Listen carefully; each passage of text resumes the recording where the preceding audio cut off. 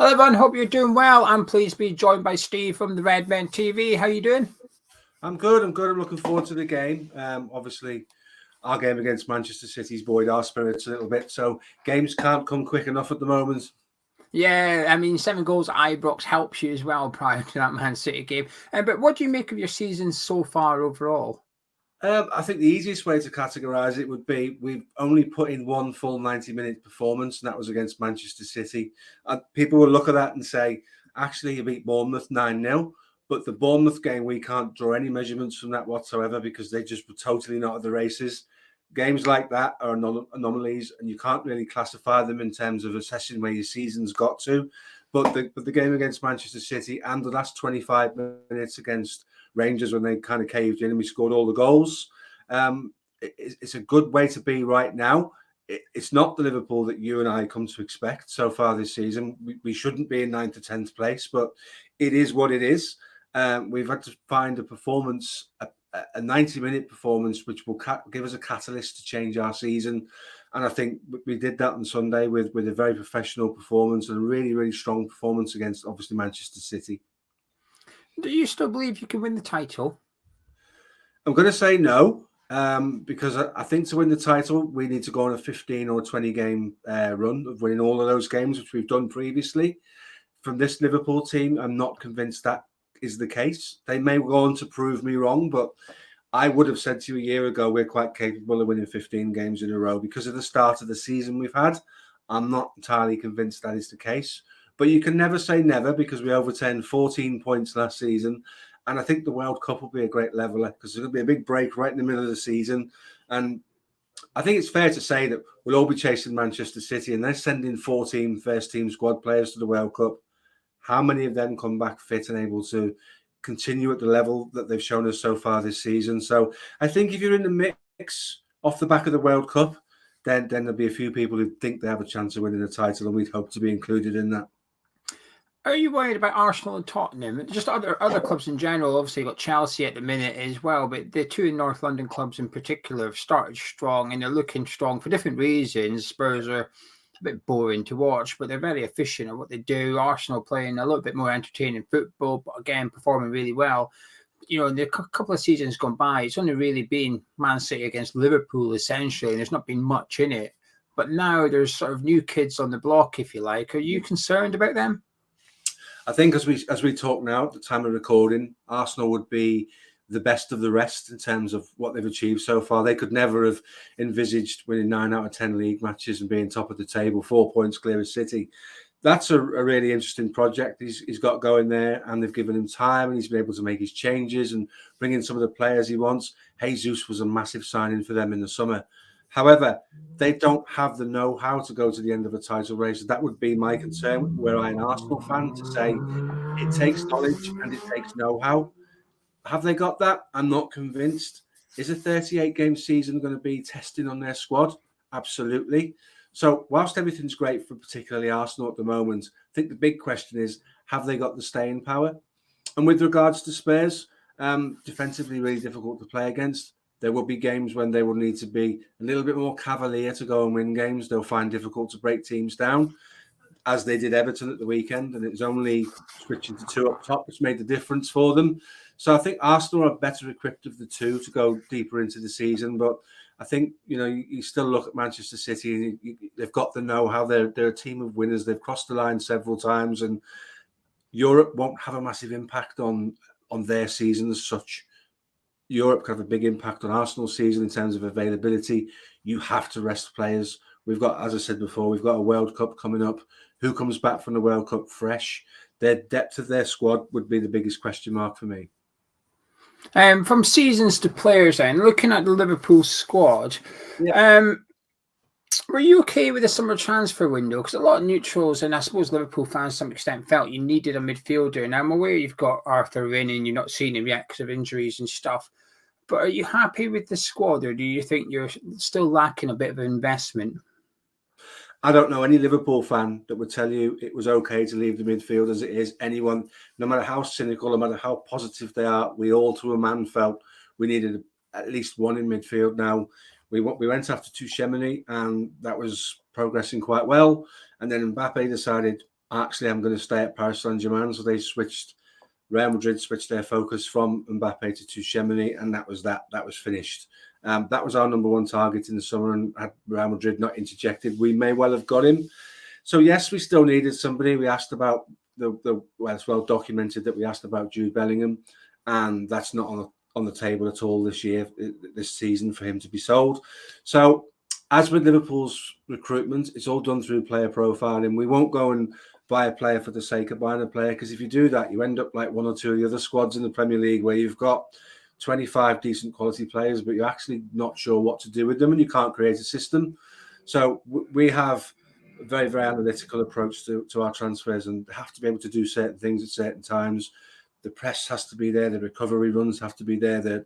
Their in-game activity is analysed to the nth degree. Mo Salah's the greatest example of a player we weren't really looking at, but he fitted what we wanted to do. So we went and got him, and the rest is history. So the kind of buying a specific player at a specific time thing is a little bit frustrating for Liverpool fans, because we did need to strengthen. And we've had a few injuries as well, which has sort of magnified that problem. So like many other Liverpool fans, yes, I wanted to strengthen midfield. Yes, I wanted to see extra bodies in there, because I think this season more than any, the rest of the Premier League's more athletic in the middle of the park. If you look at Brighton, got Caicedo. Fulham on the opening day of the season came to Liverpool to play Liverpool with pace and power. At the weekend on Spitch, I finished 22nd and won £2.70. I made a very small profit, but I'm not going to bother giving that away. However, if I at any point win £20 or more playing Spitch between now and the World Cup, I'm going to give it to one of you guys that watches our opposition fan previews. To get involved, all you have to do is comment your thoughts on the game in the comment section, as well as your score prediction. If I win greater than £20, I'm going to give it to somebody that has watched this and commented below. So this video is sponsored by the Spitch Fantasy Football app, and it costs £1.70 to play the classic Premier League game with over £50 as the top prize. Now that may increase depending how many people get involved, and you can get involved by downloading the Spitch Fantasy Football app with the link in the description below. But please do use that one so they know you've come from Hammers Chat. And while you're there, make sure you join the Hammers Chat Community League. Click on the Communities tab, search Hammers Chat, you'll see me and Gonzo. Join that one, and it's free to play the Hammers Chat League. There's no cost at all involved in that one. I know what you're thinking, it's a bit late to get involved, Gio. We've missed most of the season so far. Don't worry about it. It starts tonight and it ends at the full-time whistle on Thursday night. You pick your team for this midweek Premier League games, and that is it. And you go again for the weekend fixtures. Get involved with the Spitch Fantasy Football app. Links in the description. And fingers crossed, I can hit the top prize this midweek and give it to one of you lot in the comment section. Anyway, enough about Spitch. Let's get back to listening to Steve ahead of the Liverpool West Ham game. And we've asked an awful lot of the people in our central midfield. Jordan Henderson's put numerous miles on the clock. Fabinho is the same. Thiago's obviously injury prone, but a fantastic footballer when we've got him. And English football isn't kind to him, particularly when we play on the stretch. That's not where you get the best out of Thiago. So, yeah, I would have wanted more investment in midfield. Conversely, we obviously got Carvalho. We obviously got Nunes. And we brought the transfer of Diaz forward because Spurs showed an interest in him in the January.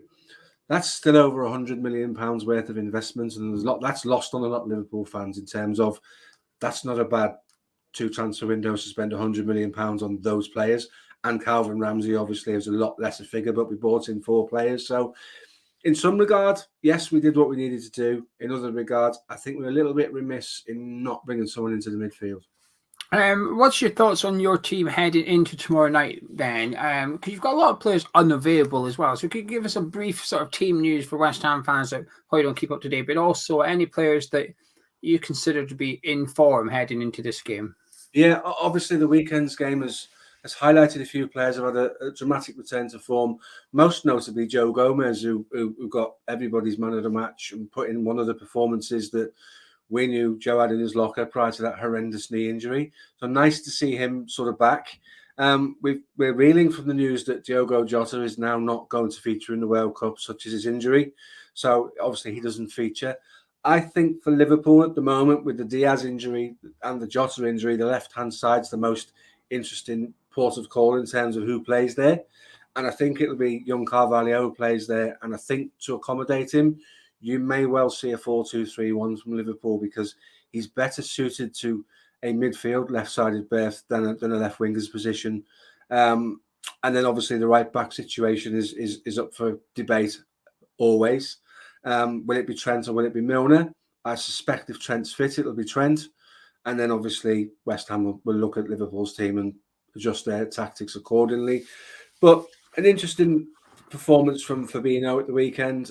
Much maligned Fabinho this year by our own fans, in that he hasn't been giving us the performances that we've seen from him. But Sunday was a real return to being a proper number 6, a proper functioning number 6, and put in a real strong performance. So I think the team is in a great place right now. The training this week, Jota injury aside, would have been quite a light-hearted place with lots of smiles, and that's good for team spirit. That's good for mentality. You know, you can't have a bigger game than Manchester City, and I thought we coped with them well. They never really offered us too much by way of a threat, and we handled their strengths particularly well. So we'll go into this game as a club in really strong spirits, and as a fan base, there would be an expectation we should and could win the game, purely because if you can beat Manchester City, you should be able to beat anyone. Well, before we get on to the game itself, from your team to my team, what do you think of West Ham? I expected West Ham to push on this season a bit more than they have, and I think this weekend is a classic example of it might be a frustration for you guys. West Ham should be beating an out-of-form Southampton team. Lots been made of West Ham's investment. I know we spoke about Liverpool, but the West Ham fans, and I know a few, have cried out for investment from the owners, and have spent some good money bringing in some quality players. Paqueta's quality speaks for itself. Scamacca looks like a real signing. Got an amazing right foot. That chip a few weeks ago was sublime, wasn't it? Obviously, Jarrod Bowen is Jarrod Bowen, and we've been linked with him for some time now. Interesting to see that Antonio is not so reliant on Antonio anymore, and I think that could be a good thing for West Ham in terms of not putting all of your eggs in one basket. And obviously your centre midfield pairing of Rice and Souček, well, we all know about them and how good they are.